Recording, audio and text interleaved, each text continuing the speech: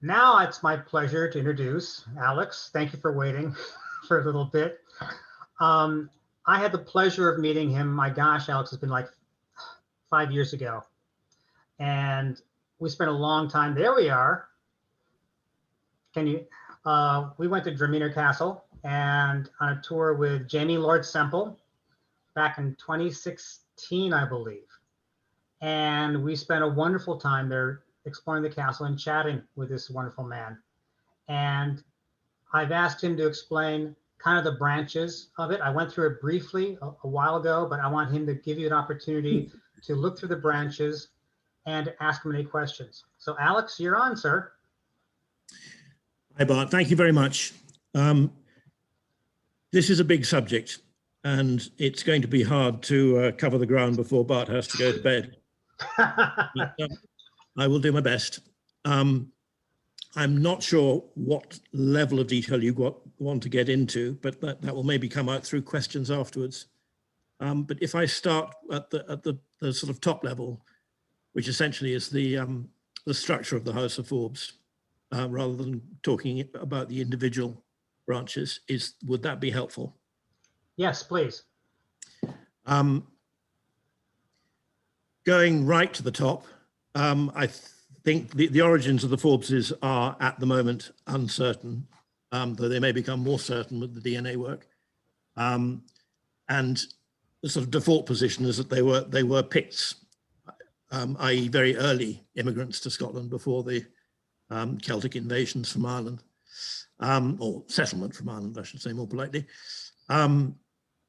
That means that the Forbeses essentially are a tribe settled in the same place since records began, which in our case is 1270. It's an extraordinarily strong attachment to a particular place, which is really quite unusual, even in Scotland, where people tend to stay in the same place generation after generation. Up until 1400, the Forbeses very much are in the shadow of the local rulers, the Earls of Mar, who ruled the province of Mar, which is in the northeast of Scotland and is essentially the valleys of the Dee and Don rivers. And it's about between 3/4 and 3/4 million and 1 million acres in size, roughly, of which the Forbeses at their peak owned about 20%, but not in a joined up way, in a sort of patchwork quilt way. They had properties all over Mar and also outside Mar. It's important in understanding how the clans and the families of Scotland work to remember that the kings of Scotland did not rule Scotland. What they ruled was they ruled the earls and the great lords, and the earls ruled their earldoms, or rather ruled the barons in their earldoms, and the barons ruled their baronies. So it's very much more, the crown, the government was very much more separate from the most people than is the case today.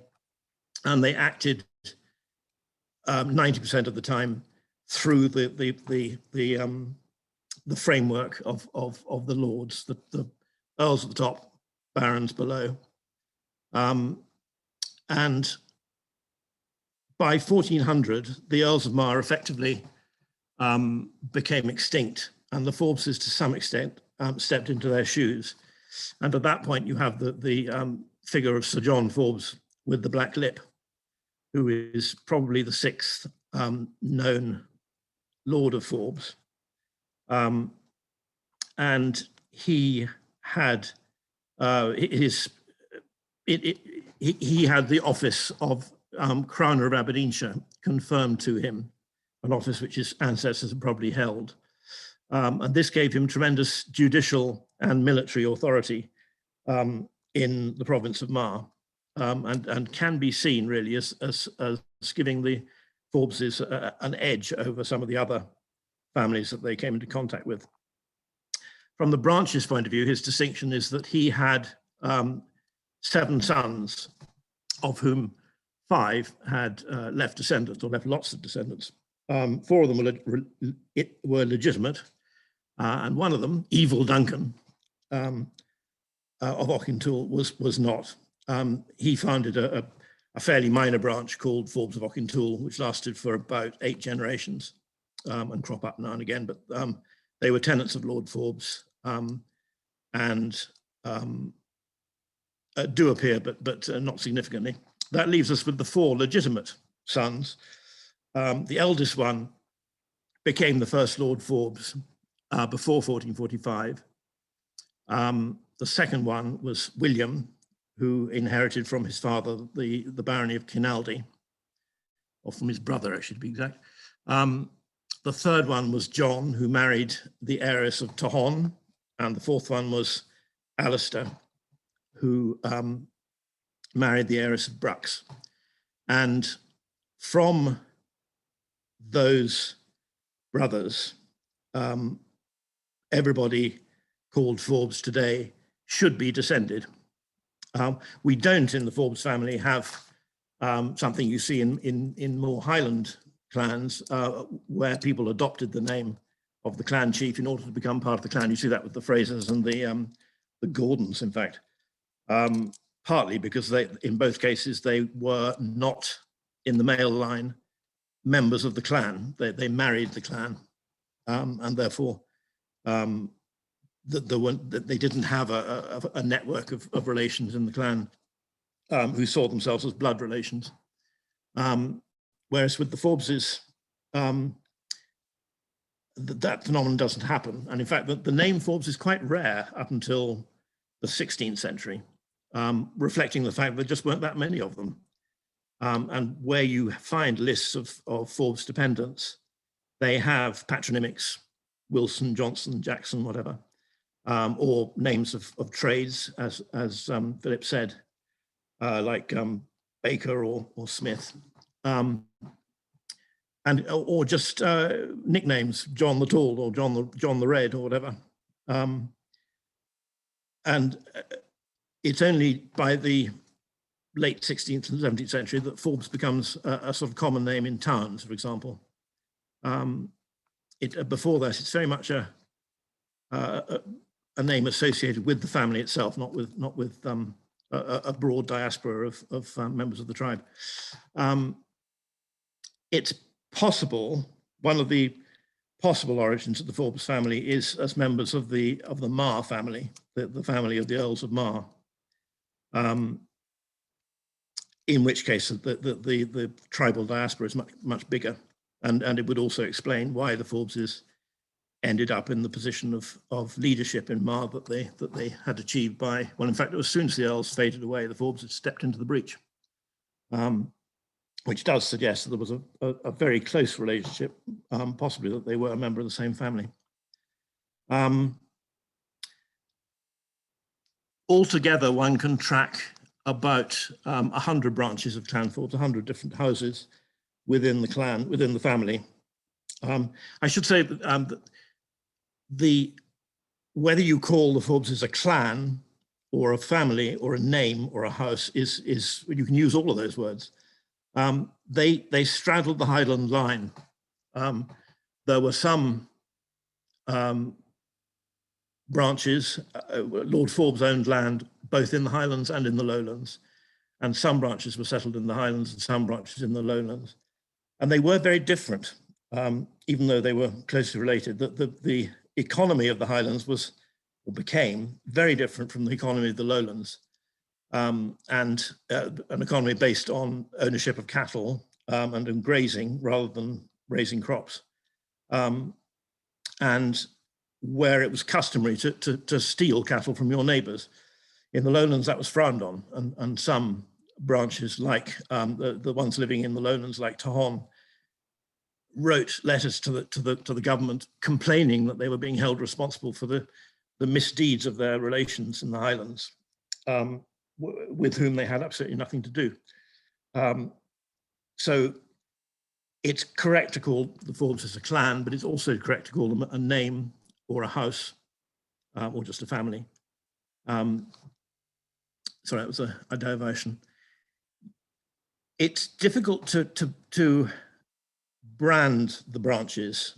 Sorry, 100 branches of the House of Forbes. That it sort of means that there are probably getting on for 100 houses and castles which used to exist with Forbes associations.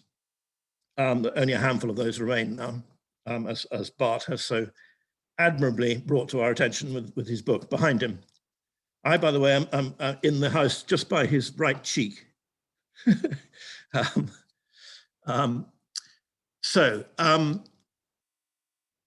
try and brand them, the Lords Forbes, having had this explosion round about 1400 of 7 brothers, all of whom had large families, oh sorry, 5 of whom had large families, they then became less productive of younger sons.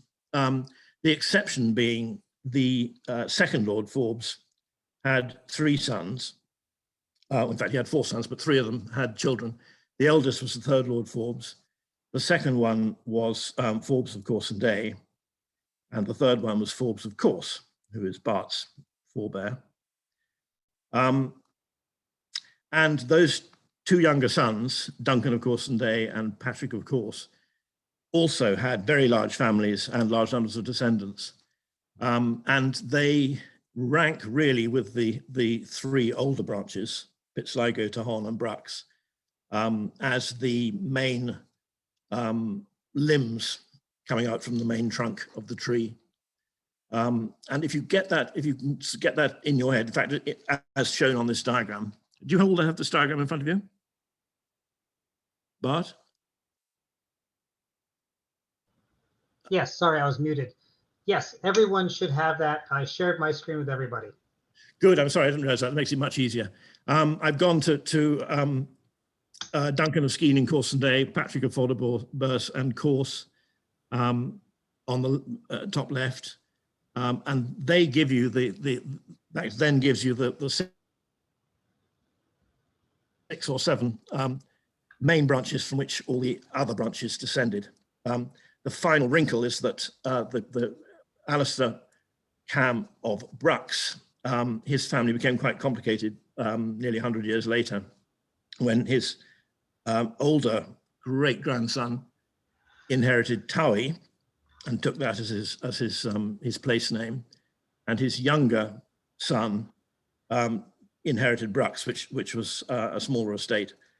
And leadership of that family really went to Towie, but Brux remained a sort of parallel branch, and in fact lasted a lot longer than Towie. Towie died out at the end of the 16th century and was succeeded by Skeletor. That family was distinguished right the way through until the 20th century in military. They produced an awful lot of soldiers. So in fact did Course. Sorry, I'm jumping about a bit, but going back to the left, the Forbeses of Course produced some very distinguished soldiers, particularly the Earls of Granard, but also in the 16th and early 17th centuries. But they also produced well-known divines, bishops and Presbyterian ministers, i.e. on opposite ends of the religious spectrum in Scotland, but very distinct, operating at as leaders of national opinion. And Course is probably most famous for them, for their most famous men were these religious leaders. But I would also argue they produced an awful lot of soldiers, plus 1 or 2 well-known merchants such as Craigievar, Danzig Willie, who made an enormous fortune and bought a staggering amount of land and built Craigievar Castle. The Forbeses of Course and Day, who were quite soon eclipsed by the Forbeses of Moneymask in terms of land holdings and wealth. They, after 100 years, went back to being Catholics and lost their land as a result, and effectively fizzled out, died out of the picture. And Moneymask became the head of that whole branch. Probably the Forbeses of Course and Day were closest to Aberdeen. They probably had a higher proportion of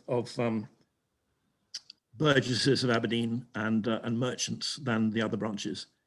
And whether as a result or not, but they did produce an awful lot of small houses, of small families.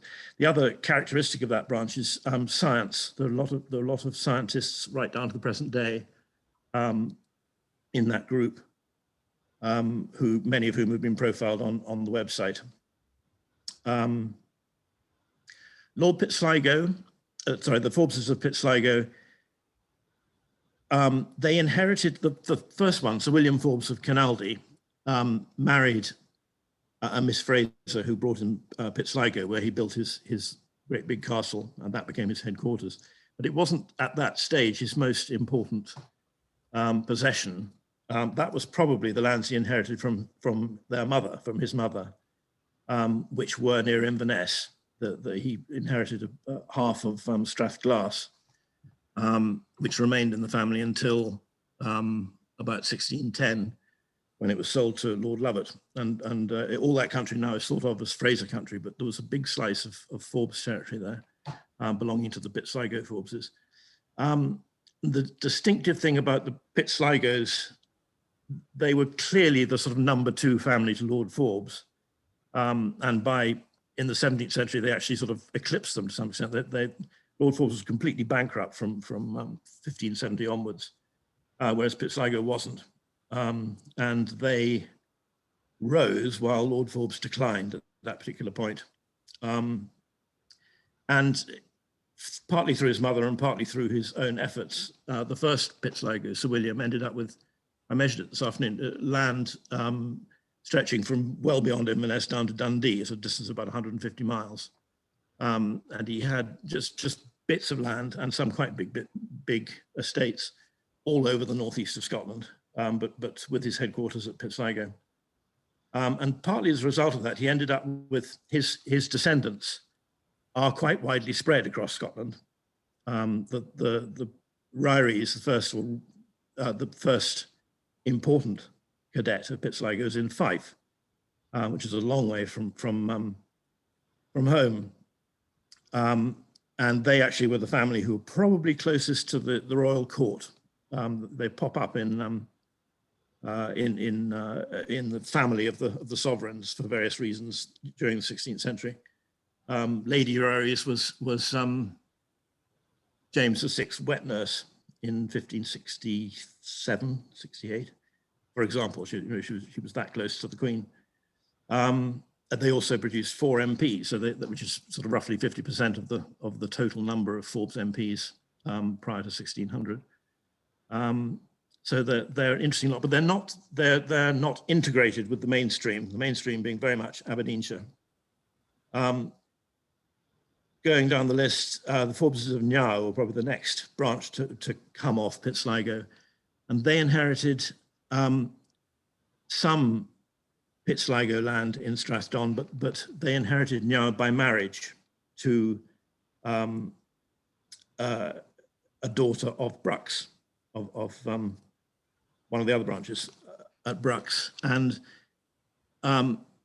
they inherited quite a lot of the status attached to Brucks as being the most important family in Strathdon, alongside Towie and Brucks. And they produced very large families, and one of those families emigrated to America in the 18th century and produced the Forbeses of Boston and New York, one of whom is in the government, I believe, at the moment, again. To Hon, to brand them, they were lowlanders, pure and simple. They had no highland land at all. Actually, that's not true of Culloden. Culloden, one of their branches did have highland estates, but principally lowlanders. And the reason they produced a lot of wealthy families was an awful lot of them became lawyers. Pitton Creef, we think of which is a small castle near Dunfermline in Fife, but it had a very famous younger son called John Forbes, who was responsible for the foundation of Pittsburgh, and was involved in the 7 Years' War in fact, died in 7 Years' War in the States. But all of his brothers and father and so on, they were all lawyers. And they were a junior branch of Culloden, and Culloden is famously, there were 5 generations of Culloden who were all MPs and prominent lawyers. And then they became manufacturers of whiskey on an industrial scale, as Bart has profiled on the website. But by origin, they were principally lawyers. And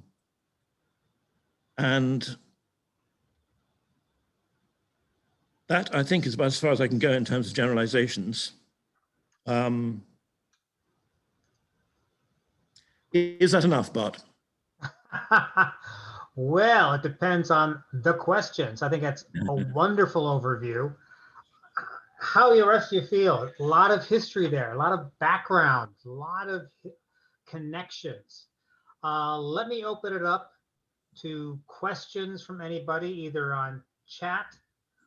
Again, I still have like 3 questions I'll do in chat, but for Alex, again, we're very lucky to have Alex. Thank you for promoting some of the articles I have on the website. I also have a article about the founder of Pittsburgh from Pittencrieff, which is great. And I've also learned how to say new, how to say meow rather than you. I picked that up, Alex. Thank you. Meow, correct? Yes, it rhymes with meow, like a cat. But, okay. So what questions do you have for Alex? Raise your hand or do a chat. Again, these are the foundations of all of our genealogies. He mentioned Jim's and my ancestors, those of Forbes, of course. Yes, Jay, and then Stephanie. This is Jim, Jay's father. Oh, Jim, Jay. Jay's Jim. So Jay Jamison. Alex twice. He may remember my southern accent, being from Tennessee. So I was going to ask Alex, has he added to his library? He has a fabulous library there. And also about the dig, that the archaeological dig, that they discovered the bodies yet. Did they find the bodies? I found in the last 5 years, I suppose, that almost everything I need from books is now available online. There's been a real change, and good quality information, not made up information, is available at the end, on this screen. So I've actually bought much less books. What I have done is build a library and taken my books from their piles on the floor and put them on the walls, which is a huge. I have pictures of your piles of books, Alex. I know. I've found books I had completely forgotten I owned, but anyway, that's a big step forward. As far as the archaeological dig is concerned, no bodies, at least not here. They found some on the other side of Rhynie the other day. In fact, and a distressing lack of money, which is really, I hope there'll be treasure, but there wasn't. We found nothing like that, but some interesting things. And the trouble with archaeology is you start off with the hypothesis and you prove bits of it, but as you go, you raise more problems which you didn't know existed, and you end up more confused than you started. At least that's our experience here.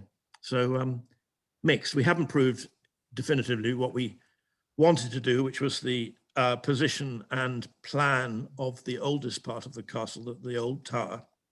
But we did find its well, and we did establish that the drawings that the very rough drawings we had of the overall building were roughly correct. Alex, that sounds like a great article. Yes, yes, indeed. Add it to your list of articles. Well, I'm sorry, I'm thinking there is an article being written at the moment, actually not by me, but by the archaeologists, which great, share, please. Yes, absolutely, yeah. Follow up on that though is, Alex, I remember when we were there, you shared the story about the Forbes that stroked his beard and they killed all the Gordons. And so I just wanted to make sure those Gordon bodies weren't found. Fake news, it's fake news. No, we haven't found them. I know where they are though. I'm going to look one day. And he's not telling. No. Great. Stephanie, you have a question? Well, I have another good topic for an article that you could do. I'm kind of interested in the migration of the Forbes because you alluded to it a little bit, Aberdeen being kind of centralized. Well, my family came from Glenelg, which is over by Inverness. Okay. And they actually didn't immigrate until the 1830s, and they immigrated to Canada. But they intermarried with the MacLeods and the McLarens, and and it was interesting in looking at some of the old, I guess they're not Kirk sessions, but they're old documents. And you could find groupings of families in certain areas. That was really interesting to me. So the migration of the Forbes is of prime interest to me because I'm trying to figure out where mine came from. Possibly Perth. And I haven't been able to, I've got a brick wall in Glenelg. So. But Glenelg was the point of departure. Right. Is that right? Yes. Okay. Because that is not Forbes country. Right. But by 1830, by which time many generations have gone by, you would find Forbeses all over the place. Okay. Through, in Ireland, in England, west coast of Scotland. How they got to Glenelg is yeah. Who knows? Yep. Glenelg, if it's the one I'm thinking of, was a military post. Yes. Yes. But that wouldn't explain necessarily why Forbes was there. Okay, that's okay. The migration of the Forbes to me is kind of an interesting topic to see how they move. Absolutely. And it's something that one of the shortcomings of the House of Forbes, the book that Bart has published on the website, is that it really loses interest outside Aberdeenshire. Anybody who leaves Aberdeenshire is poorly covered, and that includes America or Australia and continental Europe. And in fact, very often the most interesting stories, the most interesting lives are of people who got up and did something and went away, but they're completely ignored by the book, which is frustrating. There are Forbes descendants living in Sweden. There probably are in France, going back to the early 17th century, and there certainly are in all the parts of the British Empire that you can think of, and above all in the States. And I'm hoping that one of the great contributions of the Clan Forbes Society will be to really focus on the Forbeses in America, which have just not been, if you once you're out of sight of Portsmouth, you've gone as far as we're concerned. One of my projects after I Thank you. Rewrite of House of Forbes is House of Forbes in North America. Yeah. And I've already started writing some articles like the founder of Pittsburgh and the Forbes of iron industry, yes. The Boston Forbeses, the Jamaica Forbeses, etc. But yeah, Alex is actually right. I did an article about the Prime Minister of New Zealand who was a Forbes. Yeah. So there's some fascinating stories out there. Jim, I see you raise your hand. Jim Forbes, the other Jim Forbes, not the J. Fox Jim Forbes. Right, not the senior in the group. But much respect to our Tennessee colleagues. Go ahead, sir. Anyways, you mentioned Sweden. So kind of a point of contention here is with the course line. Did we lose him? Nope, we still got him. Okay. Yep, Alex still there. So the bishop's son was born in Sweden. I'm talking the first immigrant or recorded Forbes in roughly 1636 to America, John Forbes, which is what I think my descendant line comes from. Was he born in Sweden or was he born in Scotland? No, he was born in the Netherlands. Our line was born in the Netherlands. Excuse me, Netherlands. So yes. Was he born there or was he born in Scotland? The research that I have, and we can take individual people from our lineage offline, but for the records I found was that the lineage of the first Forbes in America who settled in Plymouth Colony was actually born in the Netherlands. But we can take that offline. That was from the branch of the House of Forbes in Corse. And he was actually the nephew of the Bishop of Aberdeen. And Jim, I'll follow up with you about that. Anything to add on that, Alex? I think that the John who emigrated to America was born in the Netherlands. Yeah. But he was a grandson. He was a great nephew of the bishop. Okay, So there you go. Great nephew. His father, Colonel John Forbes, was born in Scotland, and his father, Reverend John Forbes, was born in Scotland. Right, and he was the fiery pastor that followed a bunch of the One of the most important people in the family history. He changed the fate of nations. There's a story. Yeah. Thank you, appreciate it. It just gives validity to my own research that I've done, so thank you. Any other questions for Alex? A tremendous resource. He can go on for 5 more hours at least. Who is that? That's Heather. Yes, go ahead, Heather. Hi. So through the research I've done, my grandparents immigrated here in 1925 from Scotland, but I went back on my great grandfather's side. He was a minister, and I used some of the I might pronounce this wrong, fast ecclesiastic books that trace the Presbyterian, I guess, ministries. Is that fairly reliable sort of source of travels? Because they seem to tell you where they went, where they were posted, they named their offspring, etc. And I was just curious about how reliable that information in those old books would be. I don't know the specific book that you're talking about, but in general, yes, those records were parish records and legal records, taxation records. Yeah, they were they were called the Fasti Ecclesiastic, the ministry of the Presbyterian ministry, and it just goes on, and there's not just Forbes in there. There's all kinds of document or information there about other ministers that, so I've got back through that line, which I'm assuming now, based on what you've told me today, that probably we're somewhere from the course line, but I have to do more work, obviously. Yes, it's that FASTI, as I normally abbreviate it, is referred to by professional historians as a definitive source. As if it's in there, then it's true. Unless Well,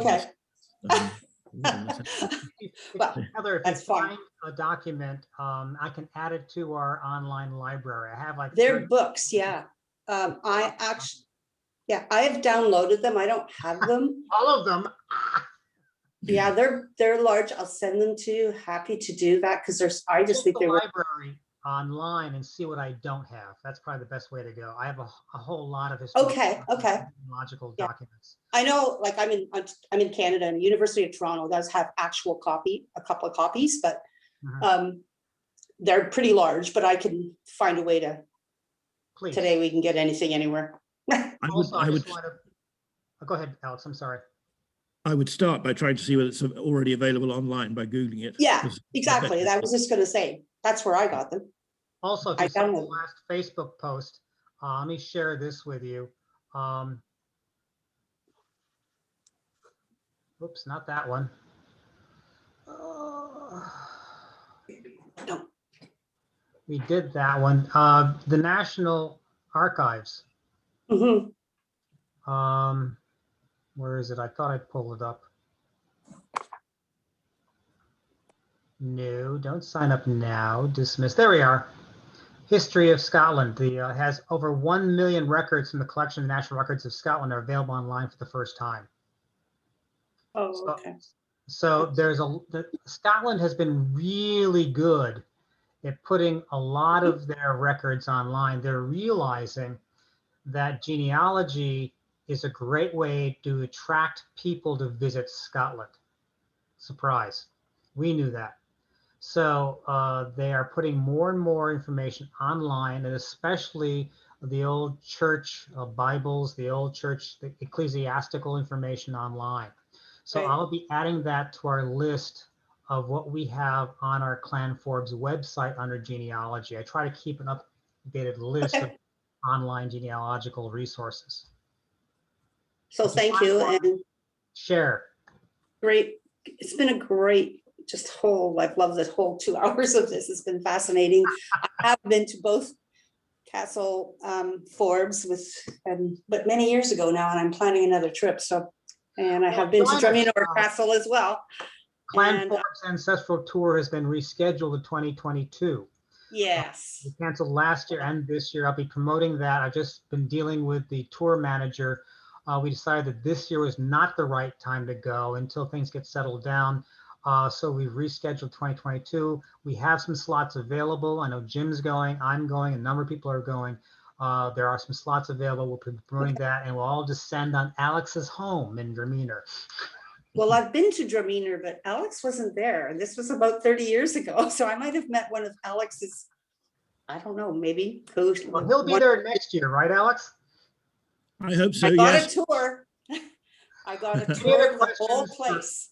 Any other Very good. questions for Alex? Because I do want to get him off to bed. Yeah.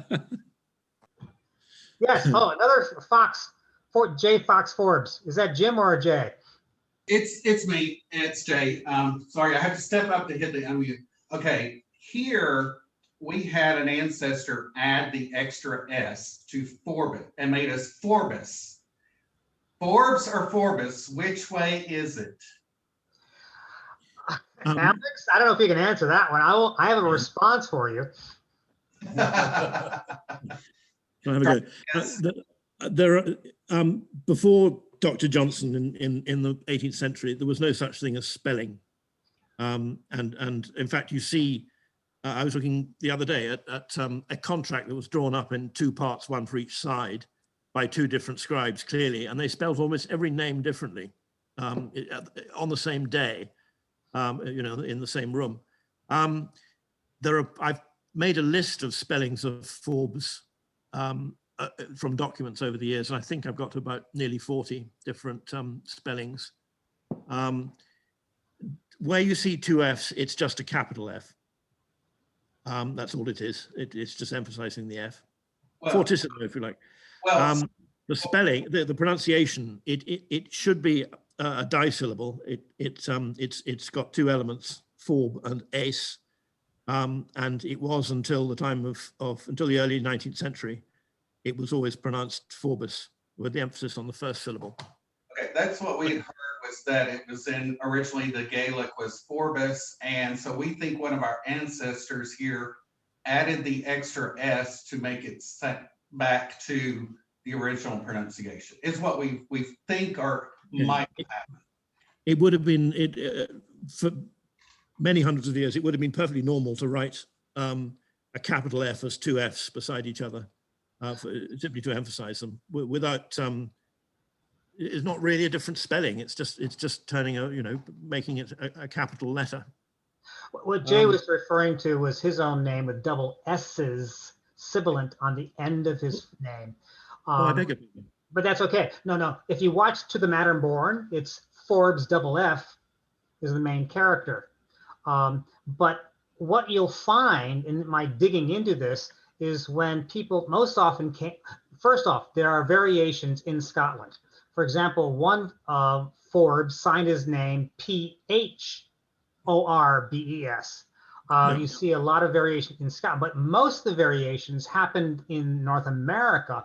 And think about it, because they arrive here and perhaps they can read and write, perhaps they can't, and you have a clerk taking down what they hear.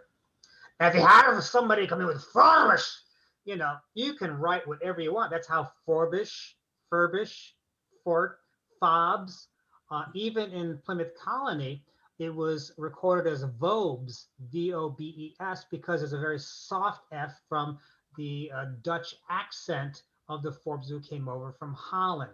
So that's where the DNA comes in. But it's all what you want. Some Furbishes or Forbishes actually are Forbes, F-O-B-E-S, very, very prominent in the Bridgewater area around Plymouth, reverted back to the spelling of Forbes once they became literate and they understood where it was from. And they stopped the clerical error and they went back. Some maintained it, and some wanted to honor their immediate parents because that's what they always did it. And you see the variations on gravestones as well. So there's variation, spelling to some is a creative force, art form, but one of the original spellings with Forbes, Forbes, and you see that most often in all the monuments and all the gravestones in Aberdeenshire. But once you got to North America, that's where the creativity took over. That's where the clerks decided what your name was. That's my response. Does that sound reasonable? That's kind of about what that's what we were thinking, is that when we came over here, they were saying the original Scottish pronunciation of Forbes, and phonetically that's two S's, where the Anglicized version was Forbes with one. You also think there'd be two R's, two Forbes. The only one I can't do is when they call me Mr. Forbes, because that is totally phonetically wrong. Yes and no. It's a rose is a rose is a rose. A Forbes is a Forbes is a Forbes. That's where the DNA. And one of my projects, and once we get to the end of this session, I'll tell you about the genealogy project. Right now, does anyone have any more questions for Alex concerning the major branches of the House of Forbes? Okay. Alex. If you do have any questions that you want to commit to email, please do. This is what the genealogy looks like in the House of Forbes. Not helpful. This is just the one tree, and you can barely read it. I scanned it and I cleaned it up, and it is teeny tiny, and it doesn't give you a lot of information, and it's confusing, and I found that some of it is actually wrong. So that's why we decided to put it in a cleaner format on Ancestry.com. Yay! And I've been asked several times how to get there. So here's how you get to our family tree on Ancestry.com. First, you have to have an account. Sign on. Under search, go to member search. Then type in Clan Forbes, and there we are. So look for the member name Clan Forbes. And that's how you get to the House of Forbes Family Tree, which is going to be the next section of the clan gathering. And you can see we're real excited. I started off with Malcolm Nigel Forbes, and look at that, how many people we have. We have over 2,000 people already entered that tree. And that is to the great efforts of Stephanie, who was just speaking about that, Hayward, Jean Gore, and Cathy McCausland. So I am going to hand it over to you all. Jean, Stephanie, Cathy, who wants to go first? Stephanie, you were chatting, you spoke up last time, so now you start. Well, I think the genealogy with me started because of my own family. So I like Jim Forbes was young, and my family impressed on me how important their Scottish heritage was. My great grandfather's name was Farquhar, so Farquhar Forbes. And I think the genealogy is important, and I would really like to be able to get those members to help us build their genealogies so we can maybe match up some families. I know I've done a lot of research on my family, predominantly Ontario, Canada, and in the States.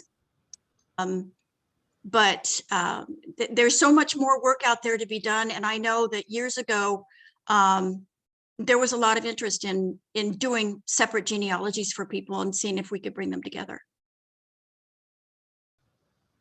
Okay, wait, before you question, I want Cathy Yes. to talk about her work on the Ancestry.com as well, and what you're finding and how you're progressing. Oh, it's been fascinating, and I heartily agree that the House of Forbes book needs a revamping, because I used to have multiple tabs in place, and I'd be flipping back and forth to see, and also found errors from the trees. It would say one thing, and then in the text, it would say something else. And, you know, what do you choose? You know, so sometimes I would then go to a third source that I would find to be trusted to see, you know, which was correct. So that was quite a challenge, but fascinating. And as you say, everything's a learning experience. But I'm anxious to get to the next section on the DNA too, because I have never found my link to Scotland. My Forbes ancestor, Henry, would never talk about his ancestry. He was one of those stubborn old guys. And so consequently, we don't have that link. So I'm looking forward to seeing what the next section says. Well, in my work on the House of Forbes and working with Alex Forbes, who is our official clan historian, I'm learning that House of Forbes is not infallible. And it's frustrating, and I share your pain. I've actually, that's why I started accumulating all of those primary source books, and that's why I started accumulating them onto our website, because I needed to find a primary source of information that was not the House of Forbes. And I've also found fascinating links. I did an article on the theft of Aberdeen, which was a big clan fight that I couldn't understand why it was happening. Then I found out was because they're all related. You know, and then the House of Forbes says the Lord Forbes seemed to has earned the displeasure of the king, and he was sent, he was called a traitor, and he left the country for 2 years. Well, I found out from my research that he was attempting a coup. So that's why I'm writing up now as I'm learning, going through the book. So hopefully The backstory. It's a wonderful story, you know. Yeah. A lot of this, I mean, good, bad, and different. I mean, I'm working on a story about the Forbes who tried to assassinate George Washington. I mean, these are amazing stories. So, but the point is to try to wrangle out the information of House of Forbes. And I started the House of Forbes membership, hoping to add to that, but I'm finding that people have a challenge trying to find the documentation. And I'm going to ask Beth Carlson to speak to that as well. She's one of our group administrators for the Y-DNA project. So hold your comment, Beth, on that. Are there any questions, first off, about the work on Ancestry.com? We're trying to add to it. We'd love your help getting documentation, getting pictures, trying to find out the truth and all of that. If you want to help, let us know. Yeah, Stephanie.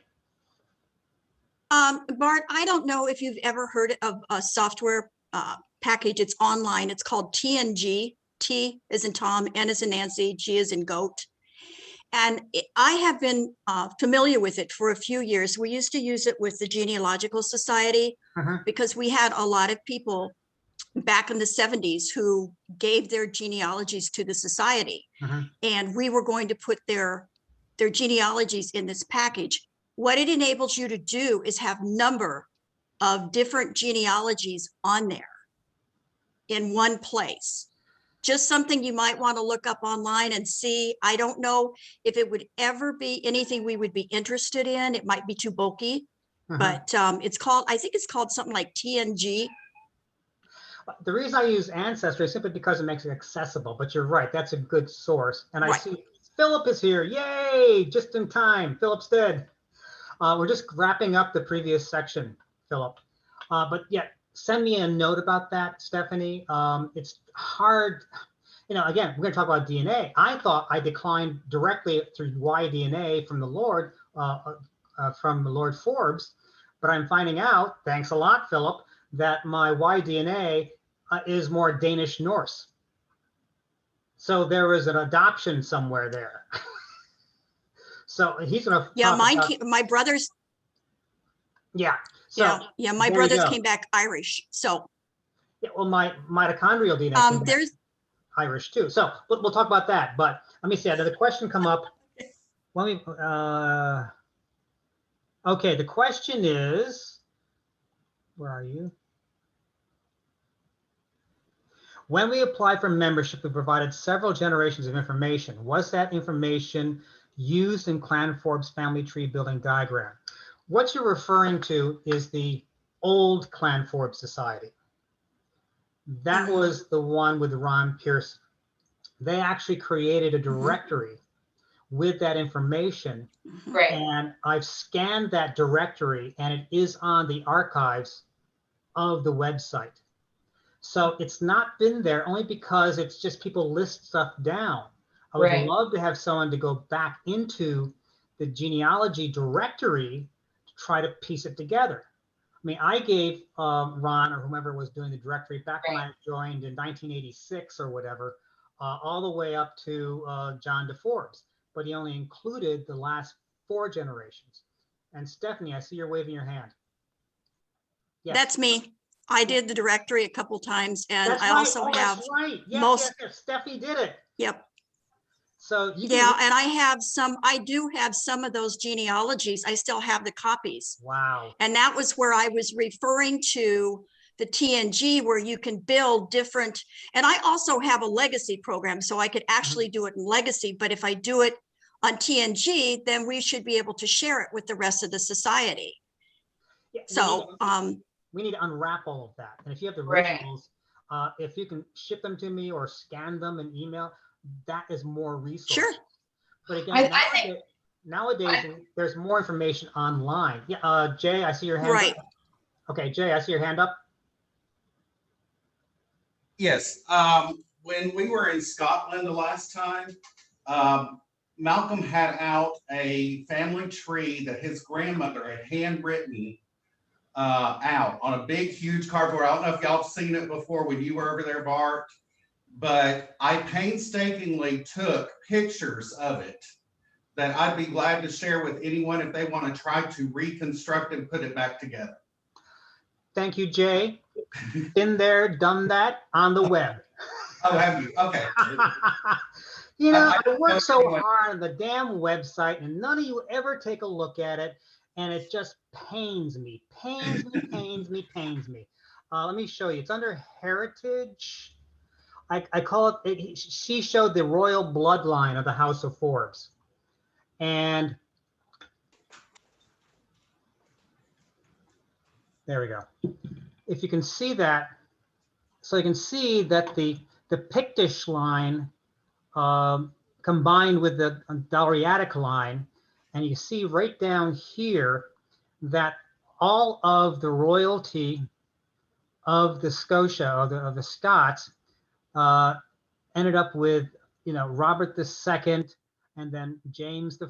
And you can see right here, Alexander I, Lord Forbes, married Elizabeth Douglas, who was the great granddaughter of Robert II. No, granddaughter of Robert III of Scotland. And that's where we get our royal bloodline. So that was what I created based on Lady Catherine's hand-drawn thing, which was, again, both of us had a great idea to go through that. And it's on the website under Heritage Royal Bloodline. Okay, I keep telling my wife to, you know, she's got to bow and kiss the ring because I am royalty, and she keeps laughing at me. And I'm glad you said we are royalty. So there. Yes. She's sitting over here at the other end of the table. You can tell her we're royalty. Kiss the ring.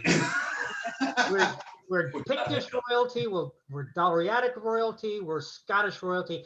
If you have the same Y DNA as Forbes, which is a great segue into the DNA presentation.